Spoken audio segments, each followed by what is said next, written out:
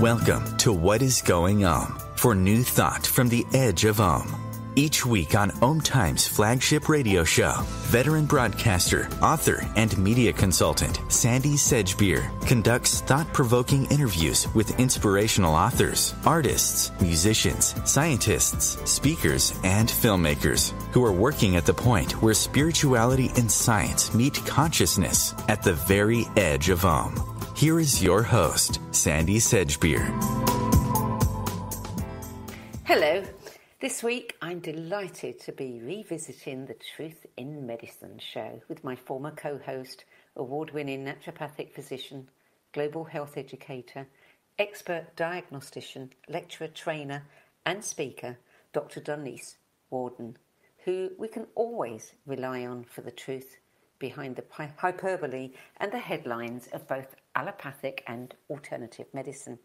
And tonight we're going to be focusing on a number of topics ranging from ancient healings for modern times to how the emerging practice of telemedicine is changing the face of medical consultations. And along the way we'll be discussing several topics, including why some doctors and nurses are reevaluating some of the older healing practices such as homeopathy.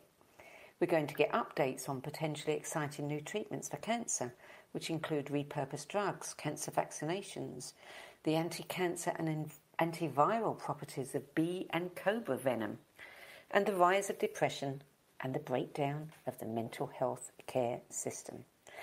And more, if we can fit it all in. Dr. Donese Worden, welcome back. Thank you, Sandie. You know how fast I speak, so we'll try to get it all in. I know, which is why I packed it all in. We raced through it all last time and did so much, got so much information out there. And, you know, it's one of the things I like about you is that we never have nothing to talk about. There's always a new update or some breakthrough that you can tell us about, which is wonderful, which is, you know, why you're so good at what you do.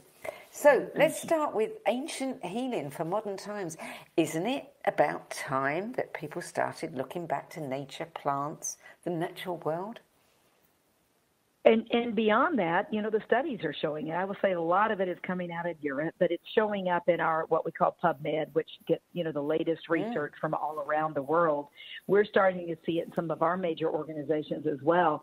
The problem is that, you know, most of our medicines have actually come from plants, and then they have to switch it around a little bit so they can patent it, right? And so they're studying it, but for the purpose of trying to take it and make something else out of it, instead of leaving it alone the way nature intended with no side effects and no problems. But the interest is there, and this evidence-based practice that we have, you know, North America talks about it, England talks about it, you know, Europe. But what we're forgetting about, what does evidence-based mean? Do you have a double-blind placebo-controlled study? Well, what about these thousands of years of clinical data of things working, like traditional Chinese medicine, Ayurvedic, homeopathy, naturopathy, and indigenous medicine? And so I developed a course for Arizona State University, it's maybe 18 years ago, developed it and have been teaching it, and it's called Ancient Healing for Modern Times. And guess who shows up? Social workers, doctors, physicians, nurses saying, you know what, people are interested in this. They're already using some of these alternative modalities. We want to learn more about them. And what happens by the end of the class, because they experience it and they learn about it, they've all jumped in themselves and their families. So it's a beautiful thing to see. And if we could reach more people with the research and with the science behind these things, I think we'll do better. And I think we are moving into that direction. I do. I think it's about time. I mean, because there was a time when England and Germany were so far ahead with all of the natural medicine. You could even get, you know, ginkgo biloba and different things on prescription from your doctor in Germany, not so much in England. And then it kind of got squashed. And now to see it coming back again is you know, it makes my heart sing, because I think nature's provided us with, you know, pretty much everything we need. It really has. And, you know, I mean, it works with our bodies well. You know, side effects aren't there. I mean, they can be, but for the most part, we're not seeing the side effects. And we know they have antiviral, antibacterial, antifungal properties, and now anti-cancer. So Yes. we know the failing of the current system in a lot of things. So some of the more developed or more open-minded research facilities and organizations and hospitals are really starting to go back and say, let's measure these things that have anecdotal evidence. Mm-hmm. Well, I'm really interested. You sent me a link about bee venom. I mean, I remember years ago, probably back in the 80s, where people were talking about deliberately going to get stung by bees because it helped their arthritis. And now, as you say, we're actually finding that, they're studying it for cancer. And it was exciting to see. I sent it to you and said, we've got to talk about this on the show. But Sandie, as you know, for 20 years, I've been injecting bee venom into patients with rheumatoid arthritis, other autoimmune diseases. It depends on the patient, but autoimmune, rheumatoid, MS, which we think has an autoimmune component, and seeing great effect with this bee venom. So I've always been an advocate for it. We have side effects that people feel more energy and their libido goes up. So those are good side effects. So I've known about the what I can see on my end. But when I saw this new study coming out, and the reason why it was interesting is that the study was done on 2 types of breast cancer cells that are particularly difficult to treat. Now, let me say, this is not in humans yet. It's in the dish, but it's really well done. And we're going to start seeing trials in humans. But the melatonin, which is the part of the honeybee venom that does its work, is very aggressive against breast cancer cells. And guess what types? It's the 2 most aggressive and hard to treat types, the HER2 enriched breast cancers and the triple negative breast cancers, the ones that we have the poorest outcomes with. We know if we have those markers, we're in trouble with traditional therapies or even other alternative therapies. But what was interesting, they found in that dish that the melatonin could completely destroy the cancer cells within 60 minutes. And just as important, within 20 minutes, it disrupts the message, the chemical messenger that those cells needed to grow and divide. It stopped the division within 20 minutes. So it made big headlines, and we all got excited. We're still very excited, but I will tell you that as far as cancer is concerned, the studies have been ongoing with this honeybee venom, most recently with breast cancer, melanoma, lung cancer, ovarian, pancreatic, and now a new study that just hit says that it has a selectivity for the HPV, that's that human papillomavirus malignant cells, and cervical cancer. The other good news is that it leaves the healthy cells alone. The toxin left healthy cells unharmed. So it's very exciting, and it's not just bee venom, it's snake venom. Snake venom has been looked at, especially cobra venom, and looking at those in cancer treatments. Toad venom as a potential chemotherapeutic agent, scorpion venom in cancer. My God. So it is, we're talking about, there was a study that came out, and the headline was Hitchhiking with Nature. Snake venom peptides to fight cancer and superbugs. Now we're talking about, we know part of the mechanism of how it helps with cancer is helping the immune system. Well, now we're talking about if it has antiviral, antibacterial, antifungal, all that. Now we're fighting superbugs. So I'm very excited and have been for a long time about those venoms, and the research just keeps coming. So very exciting. We can thank our little animal co-inhabitants of this planet for giving us something that can help us therapeutically. Well, and maybe it will make people very conscious of the fact that we've got to stop killing the bees. Yeah, right. We need them. Right. We need them. But here's the thing. How long does it, take for something like this to get from the dish, so to speak, to actually being an accepted protocol, for the treatment of cancer? Years, decades, to be honest. And here's the thing, though. Those of us that have the license to be able to go outside of the standard of care, we can start thinking about utilizing these in patients at some point when there's a little more data or we have the right patient population. Of course, we could never say we're curing cancer cells, but we can look back to this study and start looking at it. The problem is you have to study it in the dish, and you have to do quite a few.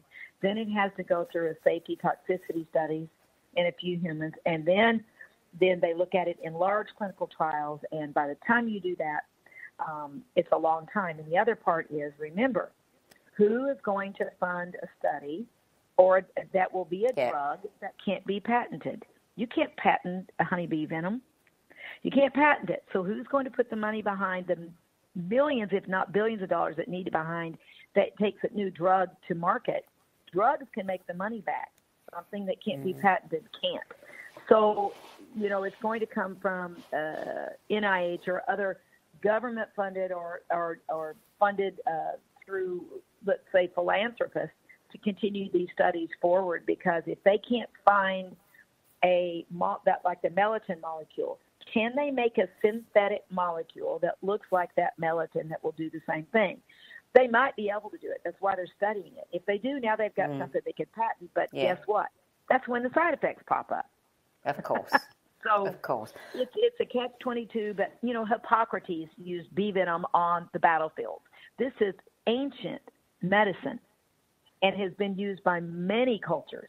And, of course, they didn't know we're naming what was cancer or cancer cells then, even though we know they had it, but they knew people were getting better. Well, so honey, they used to use honey as an antimicrobial all those years ago. If somebody got a wound and it was festering, slather the honey on it. Yeah. Still do. All those propolis, a lot of the honeybee, what we'll say, things that they make or they're around have always known to be beneficial. Allergies, all kinds of things.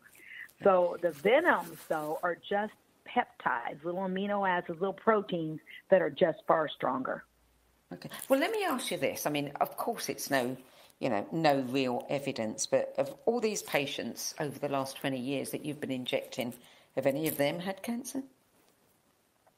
I will say that all of us probably have cancer cells floating around us at all times, but none of them were diagnosed with cancer. At that point, it's the discussion that I have to have with all of whoever comes to me, and most of them are coming to me because I have a recent diagnosis, and then I have to look at what's their belief system, what do they believe, do they want to do some traditional care, they want to do complementary with it, we got to make sure they don't interfere with one another. There's a whole discussion that has to happen. So no, somebody didn't come and say I had cancer and I say let me inject you with bee venom.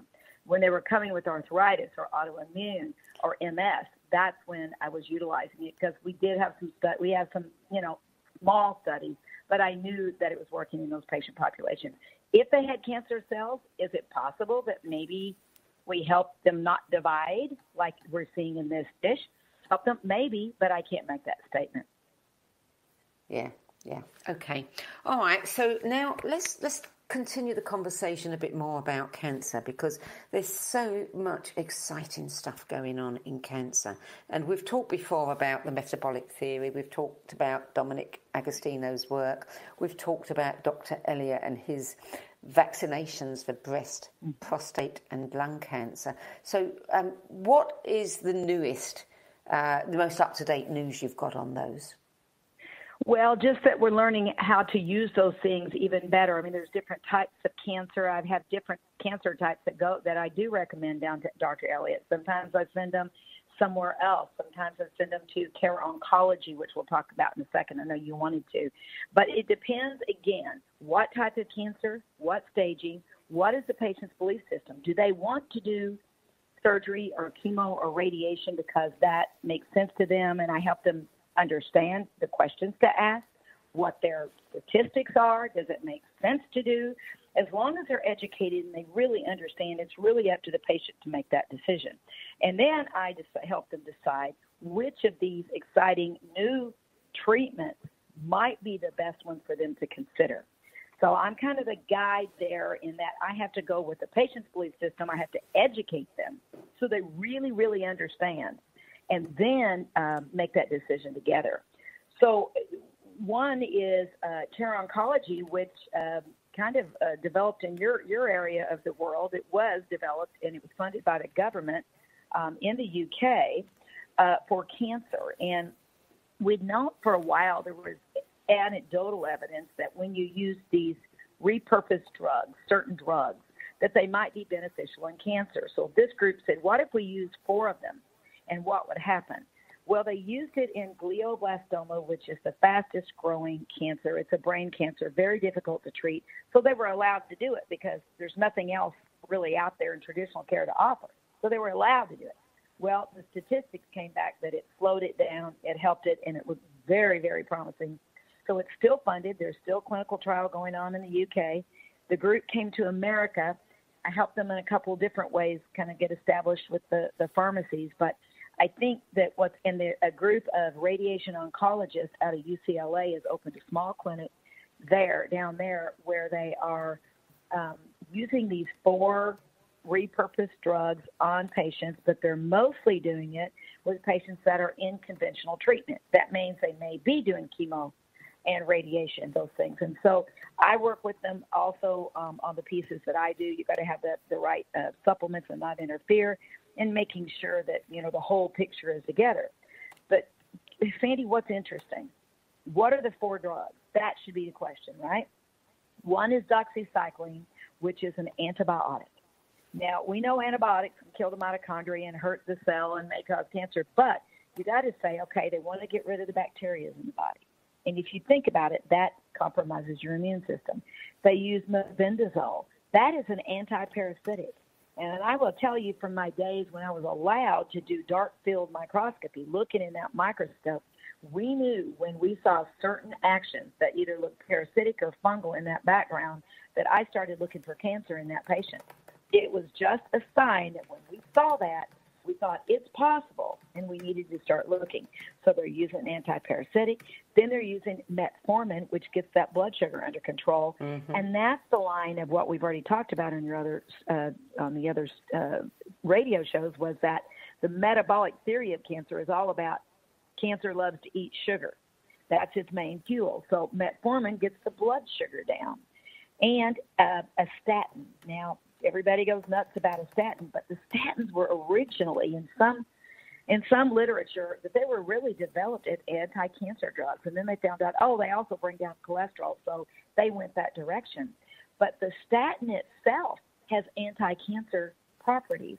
And if you're getting some of the bad cholesterol down that might feed cancers, that's the thought. Now, they're going to tweak it, and they have been tweaking it. How much? Can they do it with a certain chemo? Can we do it before or after? All the timing is what is new. It's about, we've learned so much if you're going to do hyperbaric oxygen or vitamin C IV. It's all about timing. What treatments have been chosen? How do we do them together? And when do you do them? That's the most important part, because they can cancel each other out. Or, like hyperbaric oxygen, and fasting can actually do something called make it chemosensitive and radiation sensitive, which means they can use less of those toxic things and get better effect. So it's keeping up with the research as we know as it comes in. I mean, it's a big part of my day. But then, again, what does the patient want to do? Yeah. Sometimes they come in, Sandie, and they say, I am not doing traditional care. I watched my family member die of that chemo and radiation. It was god-awful. I'm not doing it. And I say, keep an open mind. Your cancer is different. You are different. I'm going to educate you on all of it. Now let's make the decision. And maybe they don't decide exactly what I would have personally. Doesn't matter. They need to believe in what they are choosing. Yeah. And that's the best. And my job, keep them educated. Absolutely, yeah. You're listening to What is Going On. I'm Sandie Sedgbeer, and I'm speaking with award-winning naturopathic physician, global health educator, and life-changing international speaker and lecturer, Dr. Donese Worden, who's bringing us the latest updates from the frontiers of medicine. And coming up after the break, more on new treatments for cancer, mental health, and telemedicine, and how that is going to affect your medical consultations in the future. We'll be back in a moment. The future of internet radio is here. OMTimes Radio, IOM FM. Ascending Hearts is no ordinary dating site, but a spiritual dating site with a purpose, to link you with your soulmate. We engineer the serendipity so you can trust that you will attune with someone that has the same matching vibration as you. Ascending Hearts, the conscious dating site for the spiritually aware. Try Ascending Hearts for free ascendinghearts.com.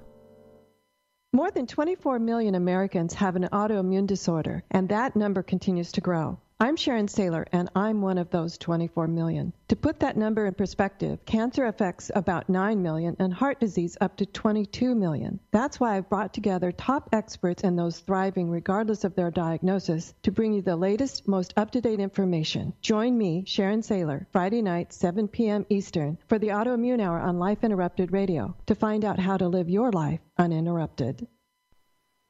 Hello, I'm Sandie Sedgbeer, host of OMTimes' flagship radio show, What Is Going On.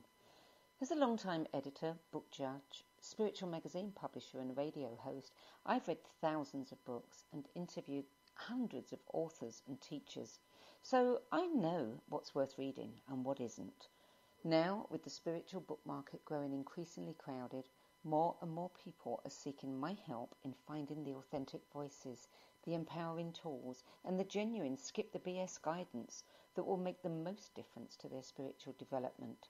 So I decided to make it easier by bringing my knowledge, experience, and considerable network of contacts together in the No BS Spiritual Book Club. There are no ads, no joining fees, no obligations, and no BS. Just an ever-growing library compiled by recognisable and respected names of the 10 best books that help them the most on their journeys. Plus free book excerpts, audios, and live video interviews where you can quiz them about their spiritual journeys and their 10 best list choices. Your time and money are valuable, your spiritual journey even more so. If you're looking for genuine guidance from people who've walked this path before you, check out Sedgbeer.com. Click on the No BS Spiritual Book Club tab and join the club. That's Sedgbeer.com, Sedgbeer.com. I'll see you there. These are the sounds of a dinner that almost didn't happen. A dinner now served thanks to people like you. Due to COVID-19, 17 million more Americans may face hunger. Feeding America is helping our neighbors in need. And if you're able, you can too. Donations are being accepted at feedingamerica.org/coronavirus. Brought to you by the Ad Council and Feeding America, 200 food banks strong. Welcome back. Dr. Donese Worden, before we continue, I want to do a little side trip. There's a saying that, I don't know if you've heard it, that if you want to know how good a husband, a man is going to be, then you've got to look at how he treats his mother. And I would say that if you want to know how good a doctor is, look at her family. And you have a father who is just an amazing example. And you have a really funny story to tell about your father and your stepmother.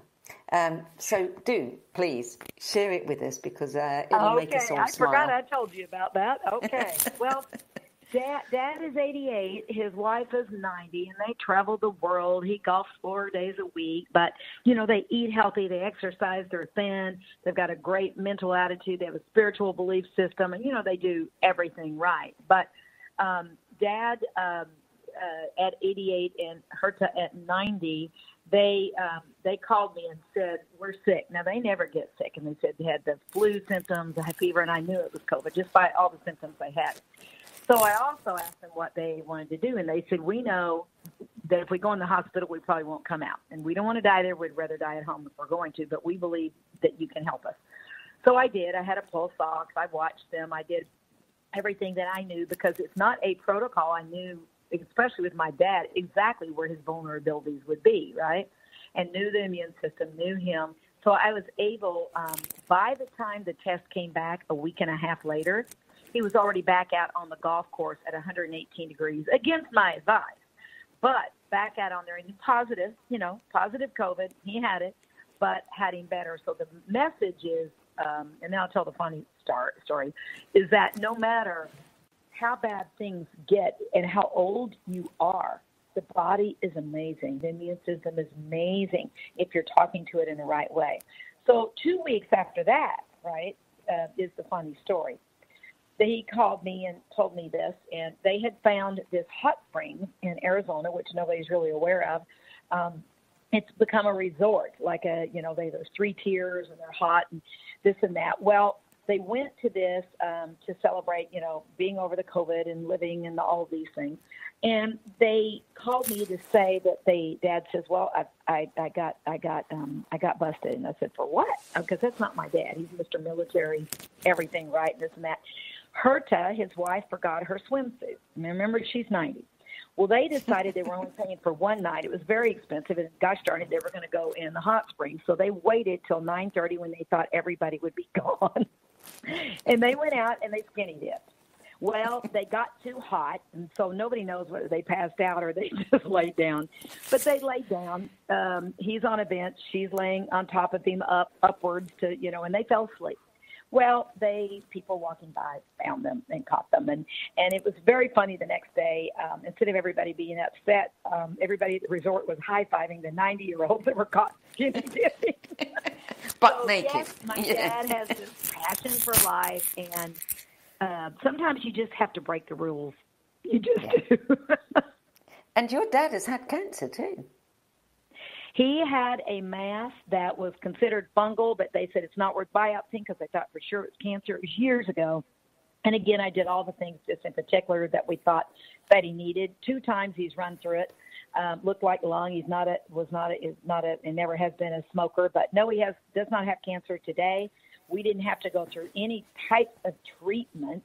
We'll say allopathic treatment because, again, he said, I want to do my own thing. And I said, all right, let's just make you healthier. And he's followed my advice. And he's 88 and getting caught skinny dipping and back to golfing 4 days a week and traveling the world. So. I mean, that's a beautiful story. 88 and 90 years old. I mean, buck naked, being That's the way we're supposed to age. Not necessarily naked, but we're supposed to age.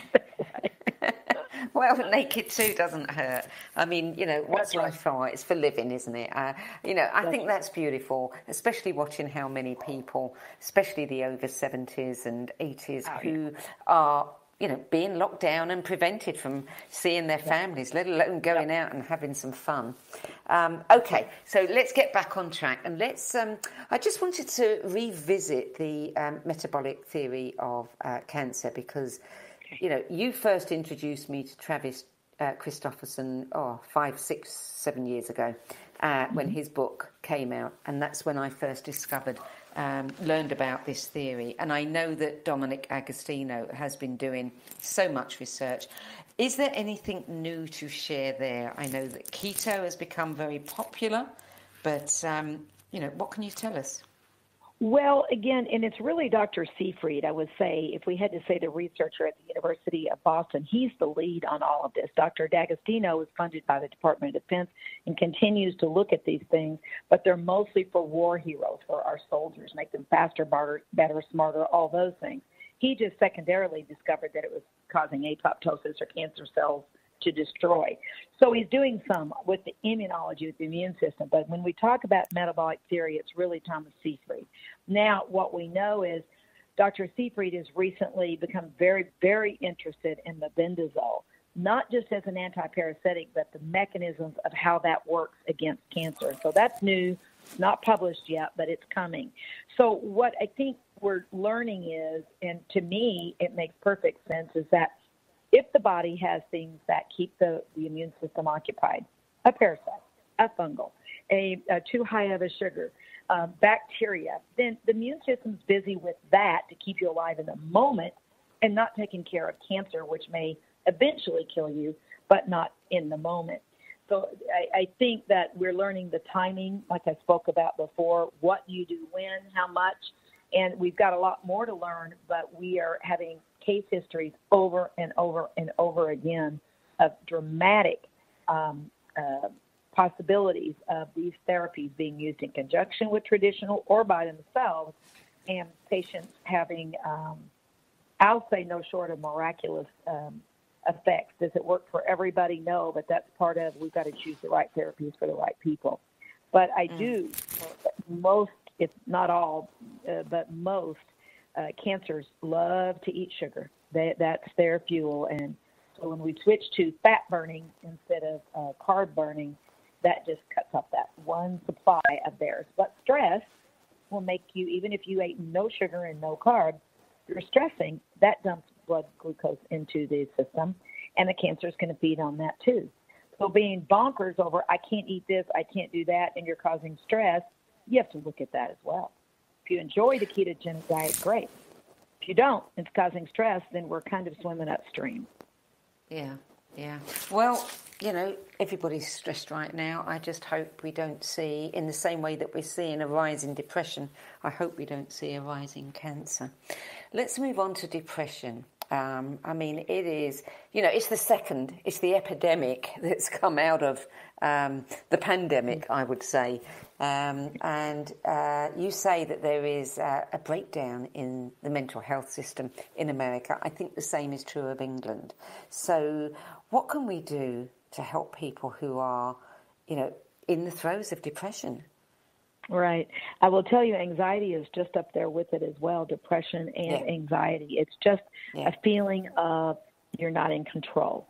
And some people will be depressed and tuck in, and other, like an ostrich approach to everything, and others will be in anxiety, ready to fight or flight. It's all kind of the same background of we're not in control. And we thought that our countries or our medical systems would be able to protect us, and we've seen that is not so. We know the system is broken. I will do a shout out for a book called Mad in America. It's been out for a while, but they also have a website for education. And it applies to any country, but it's about how we, in my opinion, too, a lot of psychiatry is pseudoscience. It means we don't know how it works. The medicines that we're giving sometimes have far more negative effects than beneficial effects. So we've got to have hope to understand that a lot of it is within our reach, in that we've got a couple ways that we can respond to COVID. We can put our life on hold and wait for it to end, which I think at this point everybody's realizing it may not. It's going to come and go, and when that one goes away, there may be another one. And we can do the ostrich approach, just kind of tuck in and hope it goes away, or we can use this time to be productive and say, let me take that anxiety and put it to work for something of use. Let me take my depression and pull myself out of it to help others. And let's assume that this new world is here. And we need to make adjustments. I mean, if we were born into this, think about the children that are being born into this. They won't know any difference. If masks are here to stay for a while or not, they're born into it. They would just adapt. And I think we've got to remember we're pretty adaptable as a species. And instead of looking for the feelings of what I can't do, what can I do and where are the opportunities? So right now, people are actually getting to see the relationships instead of hiding from it. Most people go to work, they get away from the family and the spouse, they come back, they just have dinner and they go to bed, and they can hide from it. And right now, it's like where there is friction, there might be room for growth. And if you grow together, it could be a beautiful thing. And I've seen relationships getting strengthened by them being together. They're having to work out some things because, they're around each other all the time, whereas they weren't before, even with the children. But they're growing from it. And if they don't grow from it, they got to see the relationship for what it really was, and it might be time to make changes. And then they're making the changes for themselves and for their family. Maybe it's divorcing or getting out of the relationship. And if it's abuse, definitely getting out. They know they have to. They can't think, I'm only around them this amount of time. So it's making people make decisions and really see where they really are with themselves, and especially with those that are around them. So if we use it as a time to say, okay, I'm not going to be an ostrich. I'm really going to look. It might be scary. I might not like it. And there are people to help, counselors and spiritual guides that can help people with this. But, we've got to learn how not to be reactive to our partners. We got to know how to handle our emotional regression, our childlike things. And we're going to grow. We're going to be more empathetic, and we're going to disengage from reactivity or toxic relationships the way we should have been all along. Most people are going to go their whole lives, Sandie, in bad relationships or bad situations and just kind of deal with it because they could get away and not have a great life. Now, we want to look at the optimistic part is you can't be the ostrich anymore. And yes, you're going to feel depression. You're going to feel anxiety. And instead of dragging, looking for that drug, and I'm not saying there's not a time and a place for it, and obviously you've got to be safe, but use it as the time to really, really look. Make sure you're not codependent and always looking for approval, and knowing there's two human beings in a relationship, that is one, and if it's not working and you can't make it work, it might be a great time to get your self-esteem, your emotional intelligence up, and reconnect and attract the right partner and the right group of friends. So I'm very optimistic. I see in my patients those that generally have been depressed for some reason.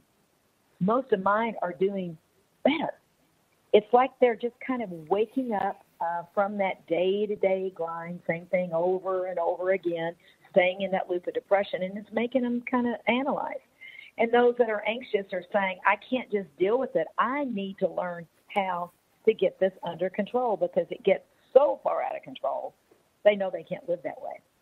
I'm encouraged. There are people that are going to need professional help, and it's terrible. Yes, we are seeing more of it. However, I believe we're seeing more of it, but we're going to learn from it, and we're going to be stronger and more empathetic because of it. Absolutely. Yeah, I agree with you. You're listening to What is Going On. I'm Sandie Sedgbeer, and tonight's show is a special update edition of the Truth in Medicine show with my former co-host, global health educator, physician, lecturer, Dr. Donese Worden, who's bringing us up to date on the latest information from the frontiers of medicine. Still to come, FDA failures and the virtual future of medicine. We'll be back in a few moments. Stay tuned.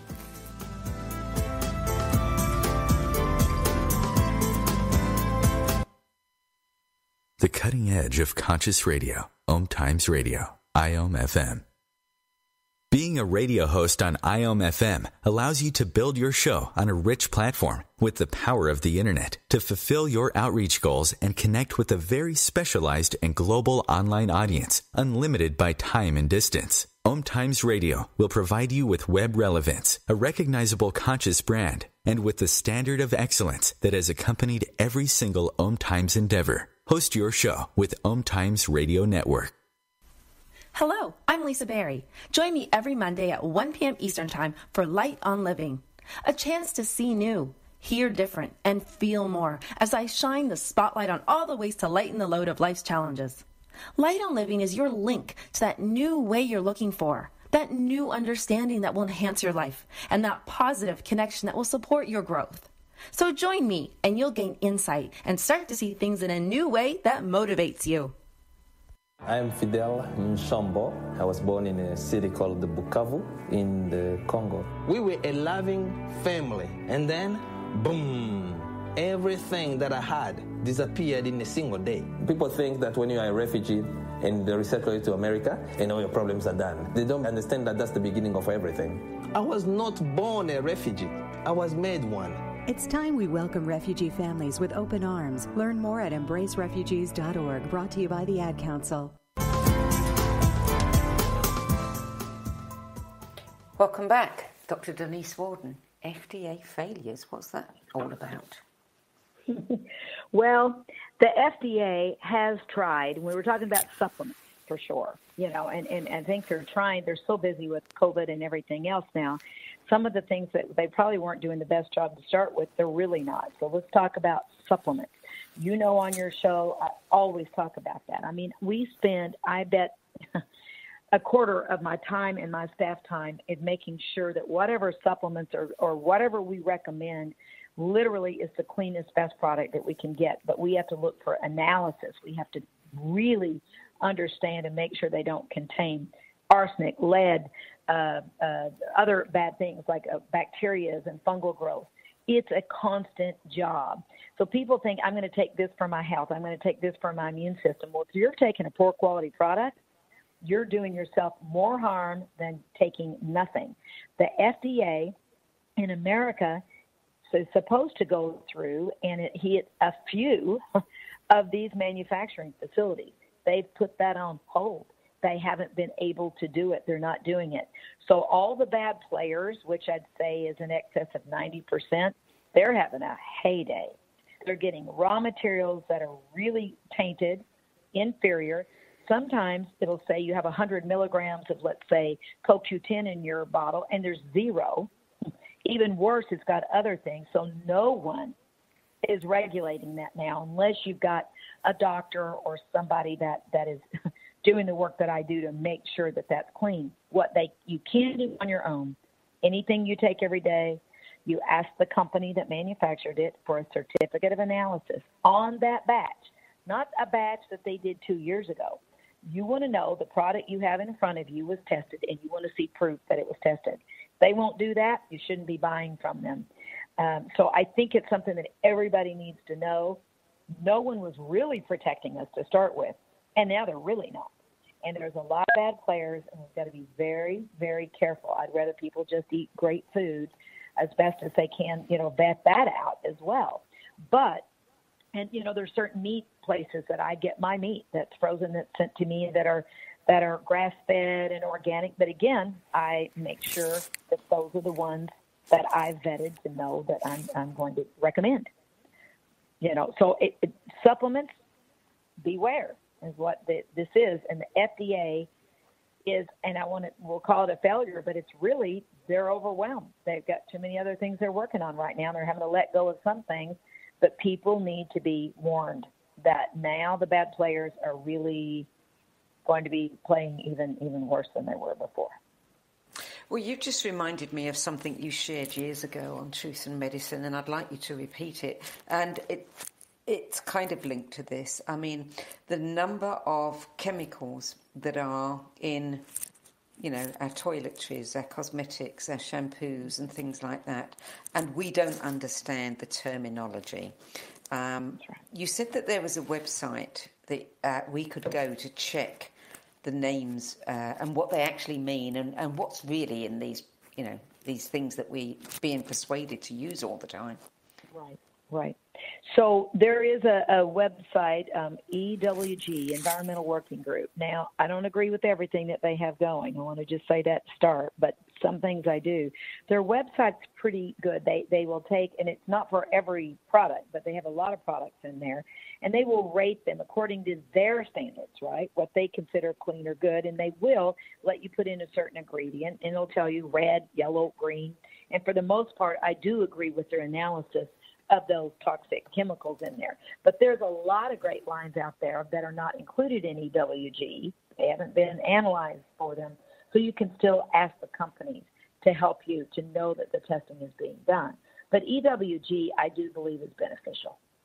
Okay. Environmental Working Group. So now let's move on to telemedicine. I mean, what's been so interesting is, the number of people that are now having to have their consultations by telephone or by Zoom, and how many doctors, certainly in the UK, are actually working from home now.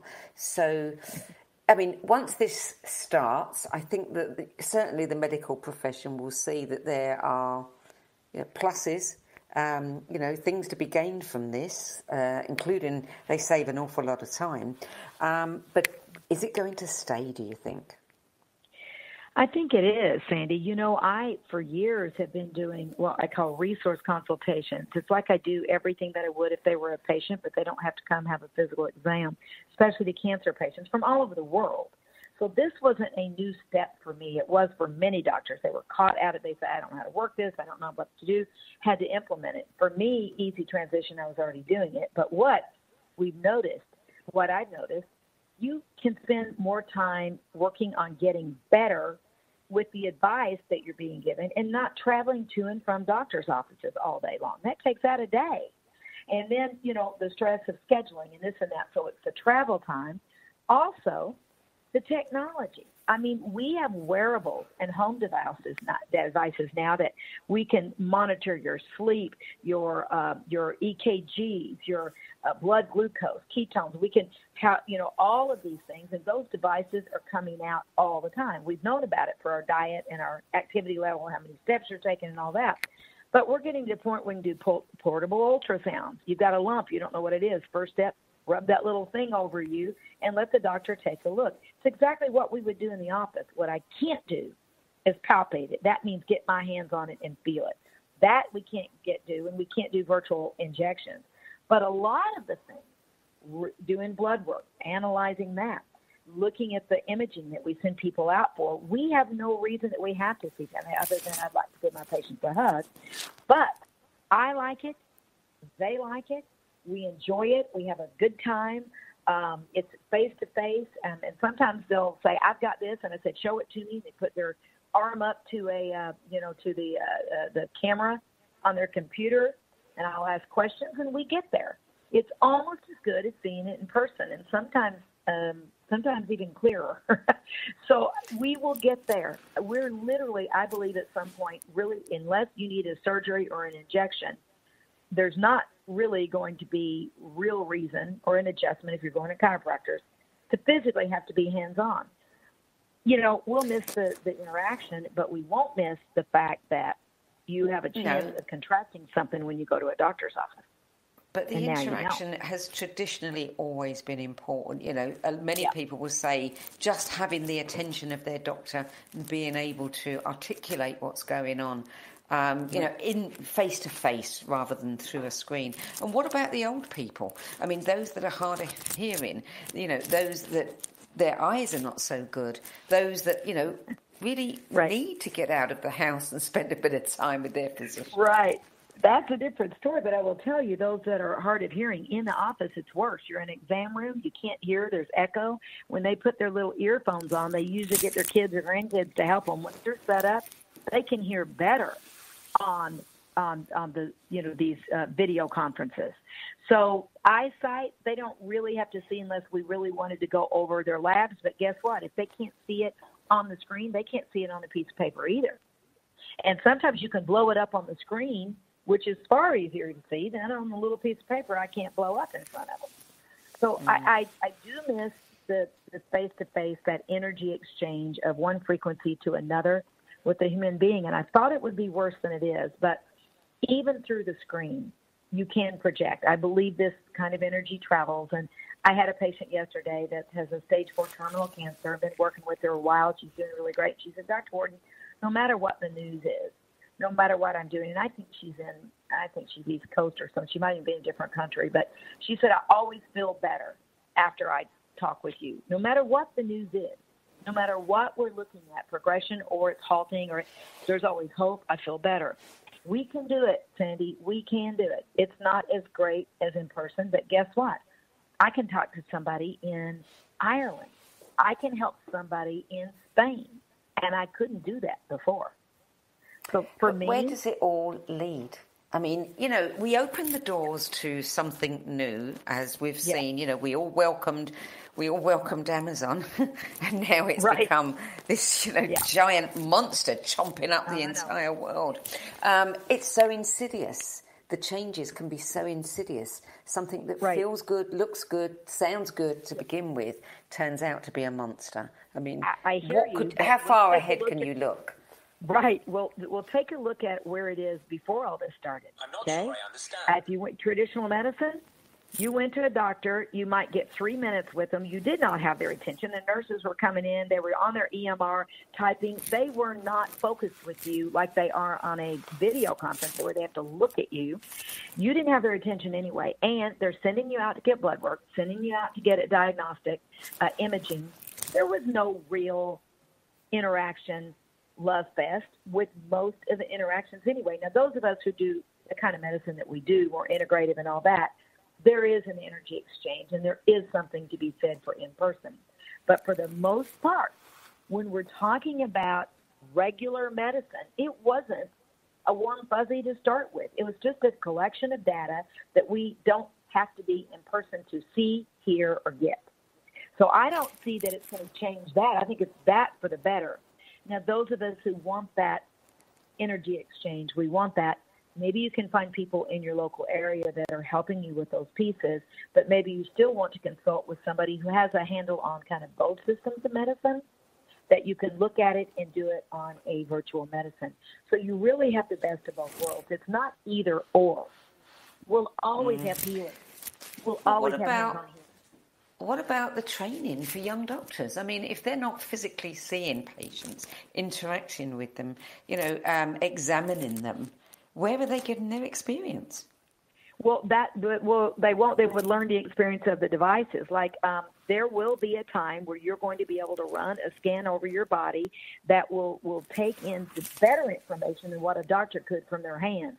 I can sit there and try to feel a lump somewhere, and sometimes we're going to miss that. A lot of the times we miss that because some people are not that good. Doctors aren't that good at feeling these things.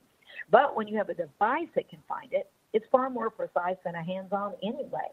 So, yes, we want to be able to see, but we're going to give up some things. But I will tell you, I think the technology, the way it's going and the way that we have, we're going to be able to, like Star Trek, get that device that just goes from top to bottom and scans you, and we've got everything we need. Now, wow. we can take traditional medicine, especially, to understand what to do with that.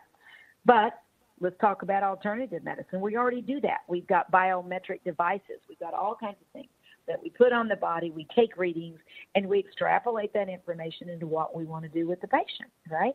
In alternative medicine as well. So, yes, we want to be able to touch, feel, see, smell. There is diagnostics there, especially in Ayurvedic, traditional Chinese medicine. I got to look at tongues. But I make them get in a good light. They show me their tongue on their camera, and I can still see. But you can't do the 9 pulses. What now? You can't do the 9 pulses. No, but you can do that. There will be devices. Right now, a pulse ox, a very inexpensive, the one that I used on my dad whenever I was making sure that they were still breathing, I didn't need to call 911 on them. Flip it on their finger. I get their oxygen, how much oxygen is going through, how fast their pulse is. All of that. You can get an EKG off your cell phone. So the pulses, first of all, if you're not in China with someone who traditionally has learned from their great-grandfather how to do those pulses, those of us, I'm licensed in it, Sandie. I'm trained in it. Very difficult. And it's very subjective. And if you get 2 different Oriental medicine doctors, they're going to get 2 different readings off those pulses anyway. Now, if we had a device that we could all agree this means that, right, and that kind of pulse means this, then it's going to be more precise. I'm not saying I like technology over human interaction. I don't. But when it comes to certain areas of medicine, it will make it more accessible into Africa and places where doctors can't go. We're going to help more people by having it. And then, still, you want to find somebody in your area that is the healer, that is the hands-on, that will use the ancient healing traditions. But I will tell you this, homeopathy is done by an intake. You just ask a bunch of questions and you figure out what they need. Ayurvedic medicine, which diet? You just ask the questions. Chinese medicine. It's all a bunch of data anyway. But there is a human piece of it in medicine that we will be missing. But we're not giving it up. We just may not do it as often. Mm. Wow. Okay, well, we're almost out of time now. One very, very quick question for you. For those of us who don't just want to feel good but want to look good too, I know that you're always experimenting with the latest and the greatest things that are emerging. What's your favourite product at the moment? Oh, goodness. Well, that's hard because it depends on what you're trying to do. I'll say my favorite product is, what are you trying to accomplish? Do you need to tighten? Do you need to get rid of the dark spots? Do you want to get rid of the pores? And then you find the cleanest line that you can. You know, my Dr. Zen's can. I just did that. I didn't have any reason to do that, except I was trying to find a line that I liked that was clean. That's one reason why I created it, Sandie. There's a lot of good products in my line, and I can tell you people like them and they are clean, but there's a lot of good things out there too. Again, ask for the certificate of analysis on what you are looking for. And I will tell you the acids, hyaluronic acid, kojic acid, all those natural acids, those are amazing for a lot of things. They shouldn't be expensive. If they are, you're paying for packaging and name brand.